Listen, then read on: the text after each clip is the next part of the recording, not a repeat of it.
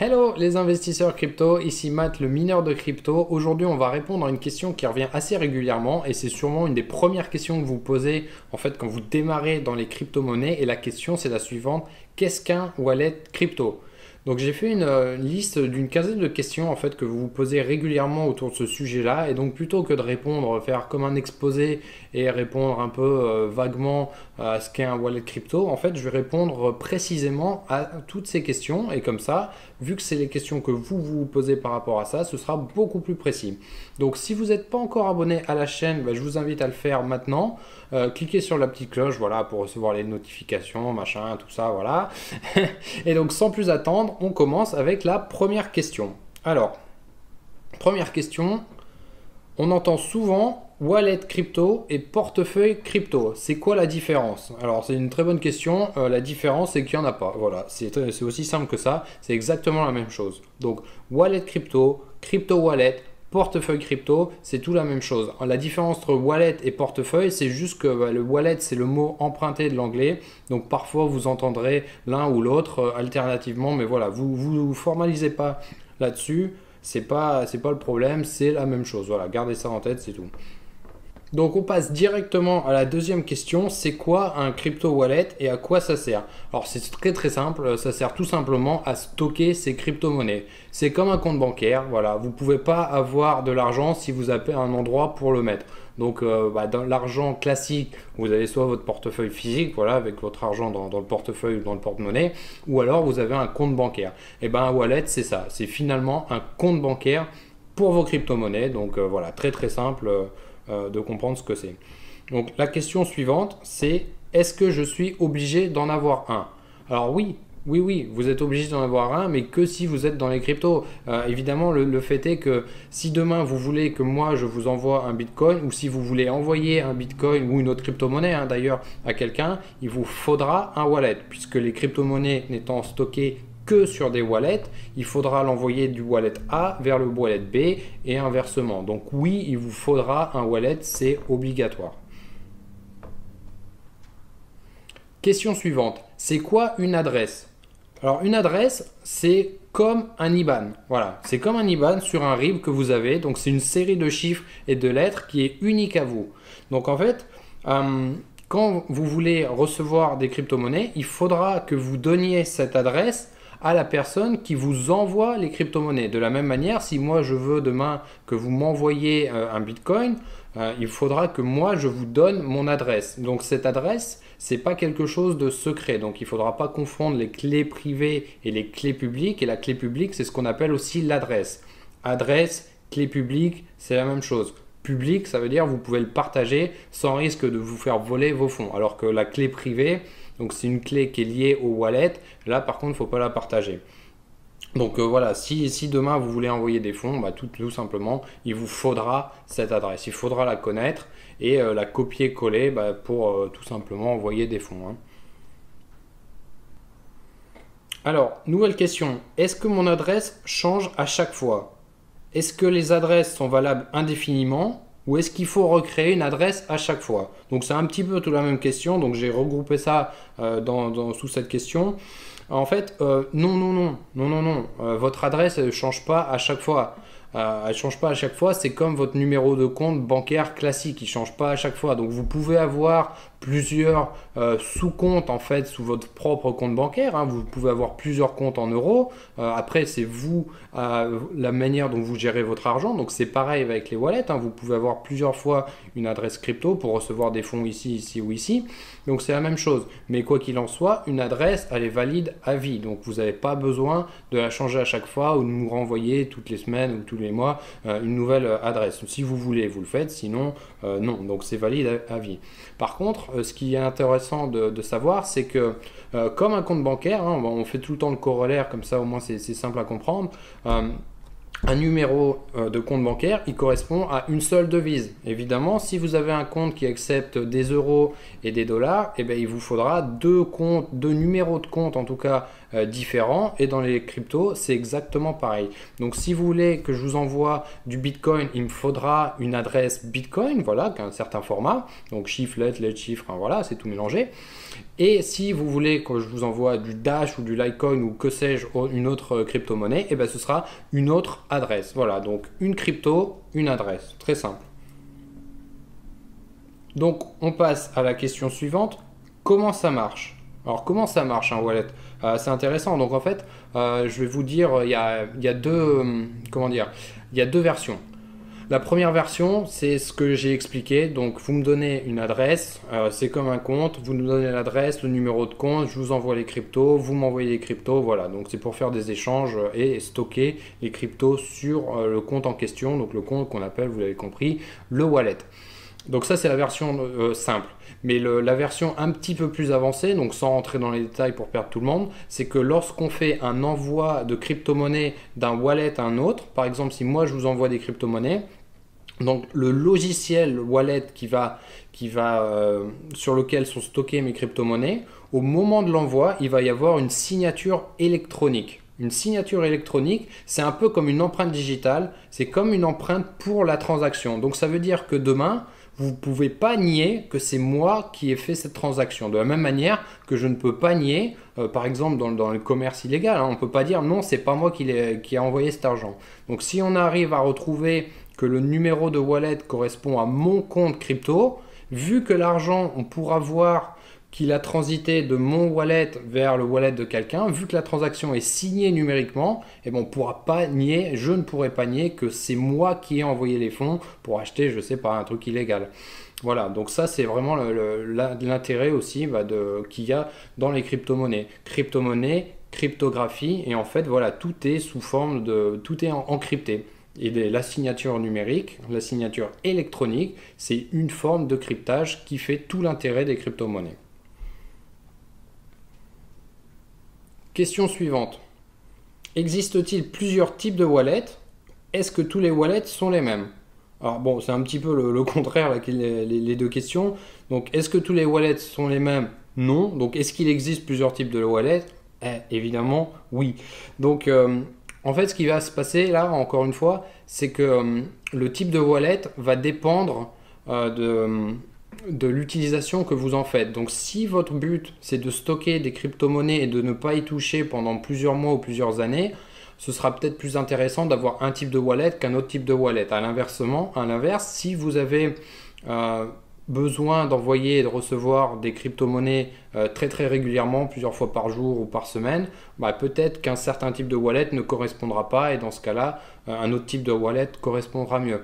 Je vais faire une vidéo sur le meilleur type de wallet à utiliser et ça, vous verrez, donc ce sera en fonction de votre propre de votre propre utilisation des crypto-monnaies. Donc ça va être une vidéo qui sera assez longue, donc on va la mettre à part de celle-ci. Là, c'est juste pour expliquer quels sont les types de wallets, etc. Et d'ailleurs, au niveau des types de wallets, on peut dire qu'il y en a trois types qui existent, hein. Enfin, en tout cas, il y a trois façons, moi je dirais, de les catégoriser. La première façon, c'est les wallets chauds et les wallets froids. Donc les wallets chauds et les wallets froids, c'est quoi? Donc un wallet chaud, c'est un wallet qui est connecté et relié en permanence ou directement accessible via Internet. Okay, c'est aussi ce qu'on appelle en anglais un hot wallet. Donc il faut bien comprendre. Hot wallet, il est connecté à Internet. D'accord? On l'oppose à tout ce qui est wallet froid, donc chaud ou froid, hein, voilà, ils ne sont pas allés chercher très loin. Wallet froid, donc c'est un wallet qui n'est pas connecté à Internet. Donc typiquement, vous verrez, donc ça c'est un type de wallet, voilà, c'est un ledger, on va en parler juste après, il n'est pas connecté à Internet, voilà, il n'y a pas de connexion Wi-Fi ou quoi que ce soit. Voilà, donc ça c'est le premier type, la première catégorie selon moi pour classer les wallets, chaud, froid. La deuxième catégorie, c'est les wallets physiques ou les wallets virtuels. Donc là, celui que je viens de vous montrer, classiquement, c'est physique. Hein. Physique, on le tient dans la main, donc c'est un wallet physique. Donc les données des crypto-monnaies sont directement stockées sur la clé en question ou sur l'appareil en question. Donc là, on a un autre type d'appareil, voilà, qui est aussi un wallet physique, hein, ça se voit, et qui permet de stocker des crypto-monnaies dessus. Et dans la vidéo dont je vous parlais tout à l'heure, on fera la différence entre les deux, enfin voilà, entre tous ceux qui existent. Donc ça, c'est les wallets physiques qu'on oppose aux wallets virtuels. Donc les wallets virtuels, c'est tout ce qui n'est pas physique. Et dans ce cas-là, c'est des wallets qu'on peut installer directement sur un ordinateur ou des wallets qui sont en ligne, donc des sites internet concrètement. Voilà, donc wallet physique, wallet virtuel, wallet chaud, wallet froid. Et le dernier type de wallet qu'on pourrait décrire, en fait, ce sont les wallets multi-actifs ou à actif unique. Donc ça veut dire quoi? Ça veut dire qu'il y a des wallets qui existent et qui ne peuvent stocker qu'un seul type de crypto-monnaie. Par exemple, IOTA, c'est une crypto-monnaie, voilà, ils ont un wallet qui s'appelle Trinity. Donc c'est un wallet virtuel qu'on peut installer sur un ordinateur et on ne peut mettre dessus que du IOTA. Voilà. Donc il y a d'autres wallets qui sont multi-assets, donc multi-actifs. Par exemple Exodus qui est un wallet logiciel également, donc un wallet virtuel. Et dans ce cas-là, on peut avoir plusieurs types de crypto-monnaies. Donc chaque crypto-monnaie aura sa propre adresse, hein, d'accord? Mais on pourra avoir plusieurs types de crypto-monnaies dessus. Pareil avec les wallets physiques qu'on a ici, on peut mettre plusieurs types de crypto-monnaies. Donc ça ne veut pas dire qu'on est obligé d'acheter un wallet par crypto-monnaie, heureusement d'ailleurs. Mais voilà, il existe parfois certains wallets physiques qui ne peuvent prendre en charge qu'un seul type de crypto-monnaie. Donc pareil, on verra un peu plus tard tout ça. Donc, on passe à la question suivante. Quels sont les types de wallets crypto chaud, donc hot wallet? Bon, question très, très simple, hein. Quels sont les types de wallets chauds? Donc, en fait, on a deux types, on a plusieurs types. Je vais dire qu'on a trois types de wallets chauds. Le premier type, c'est tout ce qui est plateforme d'échange. Donc, c'est aussi ce qu'on appelle les échangeurs ou les exchanges. Donc, ce sont des plateformes en ligne sur lequel on peut échanger des crypto-monnaies contre d'autres crypto-monnaies ou contre des monnaies fiat, des monnaies fiduciaires. C'est la même chose, hein. Je sais, ça fait beaucoup de termes, mais voilà. Fiat, fiduciaire, c'est la même chose. C'est quoi? C'est les monnaies que vous avez classiquement, des euros, des dollars, des yens ou des pounds britanniques, des livres britanniques. Enfin, voilà. Donc ça, c'est les monnaies fiduciaires et vous pouvez les échanger en ligne sur des plateformes, sur des échangeurs. Donc là, on a par exemple Kraken, Binance, Bitfinex, Bitrex. Donc c'est aussi des plateformes sur lesquelles on peut faire du trading. Voilà, donc ça c'est le premier type de wallet chaud, hot wallet. Le deuxième type, c'est tout ce qui est logiciel. Donc je vous ai vaguement parlé de ça tout à l'heure. Donc Exodus, application à installer sur un téléphone ou sur un ordinateur. On a aussi Atomic et on a des applications aussi qui ne peuvent prendre en compte qu'une seule crypto-monnaie. Donc je vous en ai aussi parlé. Donc voilà, ça c'est le deuxième type de wallet chaud. Et le troisième type de wallet chaud, ce sont tout ce qui est extension sur les navigateurs comme Google Chrome, Firefox, enfin voilà. Et le problème qu'il y a, c'est que bon, donc ça marche très très bien. Mais le vrai problème, c'est qu'il y a beaucoup de fausses extensions. Voilà. Donc on peut mettre un peu ce qu'on veut, créer un peu l'extension qu'on veut. Et le problème, c'est qu'il y a beaucoup de gens qui ne sont pas super honnêtes et qui créent des fausses extensions, notamment sur Ledger. Donc là, c'est la clé dont je vous parlais tout à l'heure. Donc il y a une extension qui s'est lancée il n'y a pas très longtemps. Et en fait, les développeurs de l'extension ont prétendu qu'ils étaient affiliés à Ledger, voire que c'était même eux qui avaient développé le Ledger, donc c'était la même compagnie. En fait, c'était pas du tout le cas. Et en fait, en rentrant ces codes secrets sur l'extension, on se faisait tout simplement voler ses fonds. Donc attention, attention, attention. Si vous utilisez des extensions, faut faire super attention à celles que vous utilisez, qu'elles soient bien légitimes. Donc on passe à la question suivante qui est quels sont les types de wallets froids? Bah oui, après les wallets chauds, on passe aux wallets froids. Et donc là, bon, on va distinguer deux types principaux. Donc le premier, c'est tout ce qui est wallet physique. Donc je vous les ai montrés, je ne vous les remontre pas. Et le deuxième type, c'est le type papier. Alors, wallet papier, c'est quoi? Bah, comme son nom l'indique, c'est un papier, une feuille de papier sur lequel nos clés privées, la clé secrète en fait qui permet d'envoyer des bitcoins ou d'autres crypto-monnaies est marquée sur le papier. Alors elle est un petit peu encryptée, elle n'est pas marquée en clair, tiens ça c'est mon code secret, mais presque. Et du coup en fait on ne peut pas envoyer directement de l'argent à partir d'un bout de papier, donc ça je pense que vous en doutez. Donc il faut quand même avoir un ordinateur ou un téléphone ou quelque chose, voilà, il faut voir en fonction du wallet papier comment ça fonctionne, mais il faut quand même un ordinateur qui va permettre de décoder un peu les informations du papier pour les envoyer quelque part. Donc le problème c'est que le papier peut se perdre, l'encre peut s'effacer, etc. Donc il y a des sociétés qui ont fait des wallets papier mais en métal, donc wallet physique, mais en métal. Donc s'il y a un feu ou quelque chose, bon, bah, évidemment les données du wallet en métal ne s'effacent pas. Donc voilà, c'est aussi un avantage. Mais bon, ce qu'il faut savoir, c'est que les wallets papier, ça a existé au départ, donc quand le Bitcoin a été inventé, mais c'est plus trop d'actualité, hein, puisque maintenant on a des wallets qui sont très très performants, les wallets physiques là, de ce type-là. Donc les wallets papier, c'est quand même un petit peu désuet à l'heure actuelle, mais vous pouvez quand même, voilà, en tant que solution de sauvegarde, de secours, etc., avoir un wallet papier, il n'y a aucun problème, ça marche très bien. Voilà. Nouvelle question. Est-ce qu'on peut mettre n'importe quelle crypto sur un wallet? Donc en fait, on l'a vu tout à l'heure, non, on ne peut pas mettre ce qu'on veut sur un wallet. Hein. On ne peut pas mettre ce qu'on veut, puisque il va falloir avoir un wallet qui accepte les crypto-monnaies qu'on veut. Donc par exemple, là, le wallet KeepKey, donc qui est un wallet physique, on ne peut pas envoyer de Zcash. Pourquoi? Parce que les développeurs ne l'ont pas encore intégré à ce moment-là. Donc il y a d'autres wallets, par exemple des wallets logiciels dont on parlait tout à l'heure, on peut envoyer qu'un seul type de crypto-monnaie. En fait, c'est un peu au bon vouloir du développeur de la solution en question, d'accepter ou non de mettre une crypto ou plusieurs cryptos. Donc je pense que derrière, il y a quand même une question de sécurité, je ne sais pas, ou même de complexité, puisque bah, toutes les crypto-monnaies ne fonctionnent pas exactement de la même manière en termes de codage. Donc c'est vrai que bah, c'est difficile d'intégrer tout et n'importe quoi sur des clés. Donc il y a des sociétés qui priorisent certaines crypto-monnaies par rapport à d'autres crypto-monnaies. Question suivante. Est-ce qu'on peut mettre n'importe quelle crypto? Ah non, ça c'est la question qu'on vient de poser. Question suivante. Est-ce que la création de wallet est anonyme? Alors de manière générale, oui, elle est anonyme. Alors ça veut dire qu'il n'y a pas de détails personnels, de coordonnées personnelles à donner si vous créez par exemple un Ledger. Donc Ledger, vous installez l'application directement sur le téléphone ou sur l'ordinateur et vous pourrez recevoir vos crypto-monnaies. On ne va pas vous demander de créer de compte, on ne va pas vous demander un email, on ne va pas vous demander d'envoyer un selfie avec votre carte d'identité. Enfin voilà, vous avez compris le truc.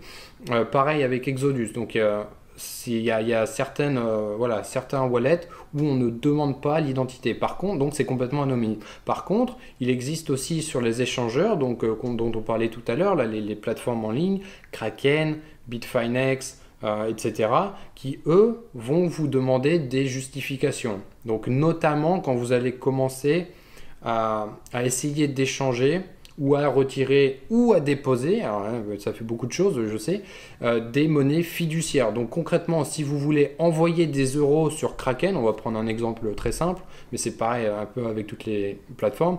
Donc si vous voulez envoyer des euros sur Kraken, on va vous demander de justifier de votre identité pour une question alors comment on dit anti-money laundering, c'est quoi c'est blanchiment d'argent, voilà.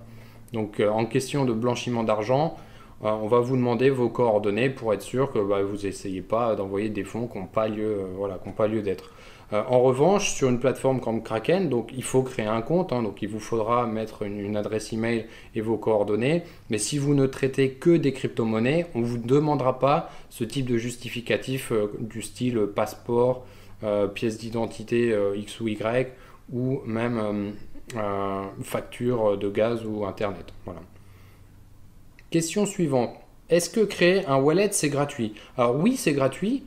Sauf pour les wallets physiques. Donc ça paraît logique, hein. Il y a des matériaux, il y a une société qui développe ça et qui envoie ça, donc évidemment c'est payant. Donc les prix varient, hein. Je ne vais pas rentrer dans les détails de tous les prix là, mais une cinquantaine ou une centaine d'euros voilà, pour une clé ou pour un wallet physique.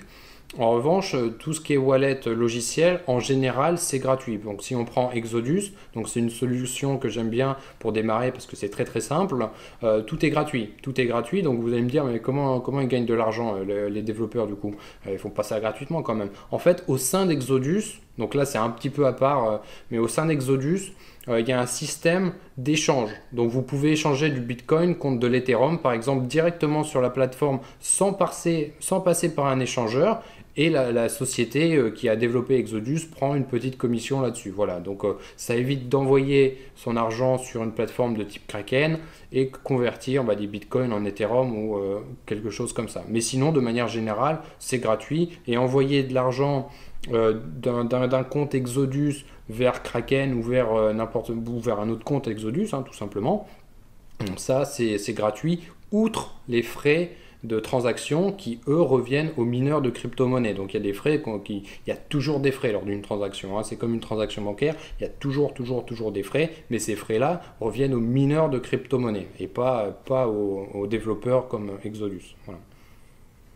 Autre question très intéressante et très importante, que se passe-t-il si je n'arrive plus à accéder à mon wallet crypto? Donc là, il y a deux possibilités. Donc ça peut être un wallet physique, vous l'avez perdu. Donc normalement, quand on crée un wallet, la première chose à faire, déjà mettre un mot de passe pour éviter que tout le monde se connecte comme ça impunément sur votre wallet. Mais en plus de ça, il y a une sauvegarde de la clé privée à faire. Donc la clé privée, c'est un peu la master key, c'est la clé de toutes les clés. Si quelqu'un l'a, n'importe où sur Terre, il pourra vous voler votre argent. Donc cette clé, elle est privée et d'ailleurs elle porte bien son nom et elle doit rester secrète. Donc vous pouvez en faire une sauvegarde. Donc la sauvegarde est faite directement via l'application qui va avec le wallet en question. Mais à ce moment-là, voilà, il faut que vous ayez cette clé privée avec vous. Il faut que vous gardiez cette clé secrète quelque part. Donc le jour où vous perdez votre ledger par exemple, ou on vous le vole ou quoi que ce soit, vous pouvez récupérer si vous avez gardé cette fameuse clé. Hein, donc ça ressemble à des mots, hein, c'est une série de mots. Voilà, c'est une série de mots que le logiciel a créé automatiquement d'une manière complètement aléatoire pour vous. Donc si vous l'avez marqué quelque part, vous perdez votre clé, vous mettez la série de mots à nouveau sur une nouvelle clé, et vous pouvez récupérer vos cryptos. Par contre, si vous n'avez pas cette fameuse clé de plusieurs mots, donc 12 ou 24 mots en fonction, hein, Ledger c'est 24 mots, Exodus par exemple c'est 12 mots, si vous ne l'avez pas, c'est cuit, voilà, tout simplement. Donc ça veut aussi dire que si vous me donnez vos 12 mots ou vos 24 mots, moi je peux vous voler vos fonds. Donc attention à ne pas partager cette série de mots secrets. Voilà. Donc finalement, une question qui revient aussi très souvent, c'est quel est le meilleur wallet? Et en fait, le meilleur wallet, hein, c'est ce que je disais, c'est que c'est une grande question. C'est une grande question, donc en fait, on ne va pas répondre dans cette vidéo et on va faire une vidéo à part pour répondre à cette question qui sera assez longue et vous verrez, ça dépendra vraiment de votre utilisation aussi. Donc je vous invite à regarder la vidéo suivante. Vous trouverez aussi le lien en description pour cette fameuse vidéo. Et donc en conclusion, voilà ce que je voulais vous dire tout simplement sur les wallets crypto. Donc j'espère que vous avez aimé cette vidéo. Si c'est le cas, abonnez-vous. Pensez à mettre un pouce bleu. Ça m'aidera à faire connaître cette chaîne tout simplement. Donc envoyez-moi aussi un commentaire si vous utilisez déjà des wallets. Moi j'aimerais bien savoir ce que vous utilisez et surtout pourquoi. Vous pourrez aussi télécharger mon e-book 100% gratuit dans lequel je vous donne 7 bonnes raisons pour lesquelles le Bitcoin peut faire x10 d'ici 2025 et le lien est également en description. Voilà, c'était Matt, je vous dis à bientôt et je vous souhaite de bons investissements dans les cryptos. Ciao!